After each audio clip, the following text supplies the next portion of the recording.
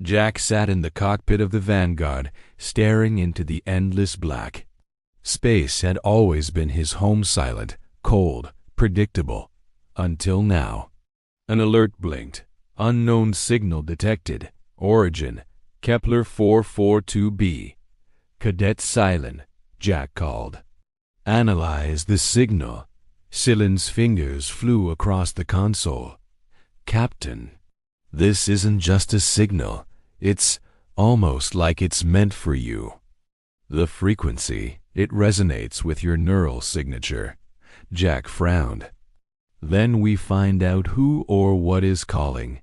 He had no idea this mission would change not just his career, but his entire life.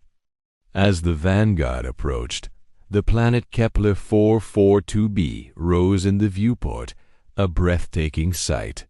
It was orbited by 3 moons, and its surface was dotted with floating cities that glittered like crystal towers. Beneath them, vast oceans shimmered with a soft green light from massive luminar crystals embedded in the seafloor. When Jack's shuttle touched down on a gleaming platform, he could feel a faint energy pulsing beneath his boots. And then she appeared. Princess Liara. Her silver hair seemed to capture the moonlight, and her eyes held the depth of the starlit sky. Her voice wasn't spoken. It resonated directly in Jack's mind. You are far from home, soldier. Yet destiny has drawn you here. Jack swallowed hard. Telepathy. This was definitely not going to be an ordinary mission. In the days that followed, Jack toured the breathtaking Crystal City with Liara. He learned about the Ilari philosophy, a way of life that viewed war as a disease and violence as a corruption. To them, soldiers like him were strange anomalies. Yet, Liara treated him not with suspicion, but with a warm curiosity. They spent their nights beneath the glow of the triple moons, sharing their dreams and their fears. One night, Jack asked her, "Do you think someone like me, a soldier, could ever belong here?" She smiled, a gesture that lit up her entire face. Perhaps destiny doesn't care about labels, only choices. In that moment, their hands brushed, and a spark ignited between them, a connection neither could deny. But paradise had its shadows. While walking through the serene crystal gardens, a cloaked figure lunged at them, brandishing a plasma dagger. Jack reacted instantly, pushing Liara aside and deflecting the attack. "You were never meant to be here," the assassin hissed before vanishing into the shimmering architecture. It was a chilling realization. Enemies lurked even within the palace walls. Protecting Liara would demand every bit of skill he possessed. The threat became clearer at a grand royal banquet. As Liara raised her chalice, Jack noticed a subtle shimmer in the liquid. Poison. He moved without thinking, intercepting the cup just in time. Suspicion quickly fell on the Queen's senior advisor, Minister Kalen, a man whose ambition was poorly masked. As they navigated the treacherous currents of court intrigue, the bond between Jack and Liara grew stronger, forged in shared danger. "Whatever comes," Jack promised her, his voice low and steady, "we face it together." Liara met his gaze, her own resolve matching his. "Together," she affirmed. Their newfound unity was soon tested on a planetary scale. The notorious pirate, Varkan the Red, led his fleet into orbit, intent on plundering the precious Lumina crystals. Jack, drawing on his years of military experience, took command of the Ilari defense fleet. He masterfully used the planet's 3 moons and surrounding asteroid fields as tactical traps, ensnaring the invaders.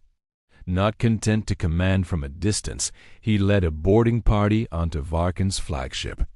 In a fierce duel, he defeated the pirate leader, reclaiming the stolen crystals and securing a temporary peace for Keppler 442b.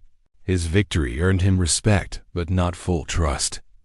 Lyra's mother, Queen Selara, remained wary of this human soldier who had so quickly captured her daughter's heart. But their chance to prove Kellen's treachery finally came.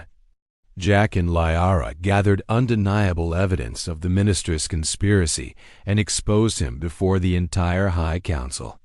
Humbled, Queen Selara addressed Jack directly.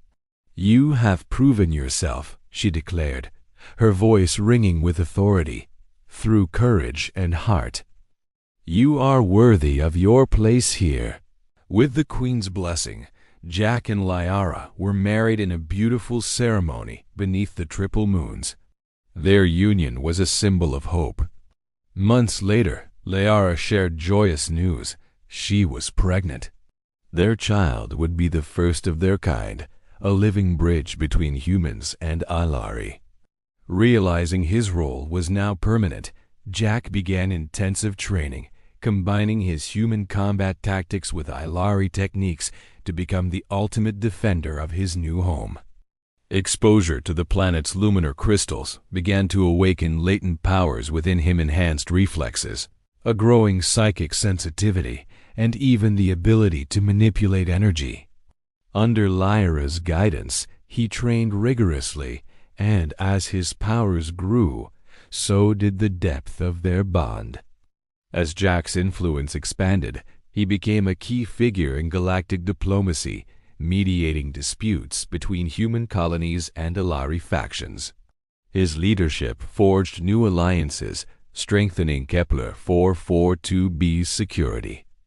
But peace is a fragile thing. A new faction, secretly funded by remnants of Kellen's network, began kidnapping diplomats to destabilize the region. Jack led a tactical rescue, blending his newly awakened powers with his hardened combat skills. Lyra's telepathy gave him a crucial edge, allowing him to anticipate traps and outmaneuver their enemies. Their teamwork was seamless, a perfect fusion of mind and might. The danger wasn't over. Surviving pirates from Varkin's fleet attempted a desperate, covert attack on the floating cities. Jack orchestrated a brilliant counteroffensive. While he led boarding parties against the enemy ships, Lyra coordinated the planetary defenses from the palace, their efforts a symphony of strategic perfection. Varkin's remnants were finally defeated for good, securing the peace Jack had fought so hard to build. But the ultimate threat was yet to come. The disgraced Minister Kellen's powerful interstellar ally enacted their final, devastating plan, sabotaging the planet's entire energy grid. As the floating cities began to flicker and fail, Jack raced against time, uncovering the plot and thwarting total disaster at the very last second. To permanently stabilize the planet's energy, he and Lyra journeyed to the heart of the luminar crystals. It was a perilous, awe-inspiring journey through cosmic phenomena, floating shards of pure light, shimmering energy auroras, and waves of bending gravity.